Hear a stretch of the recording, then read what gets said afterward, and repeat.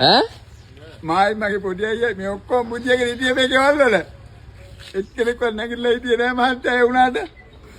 නැගිට එක මං අයියාව පාට අම්මව දාලා ජීවිත බේරුව විතරයි අපි කෙරුවේ. අයියා රංසභාගේ. ඔව්.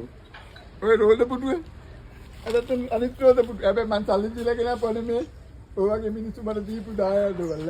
ඔයාලා දෙන්න. මේ සිරප් ගහපුවම ඇත්තේ මං කිව්වනේ සිරප්.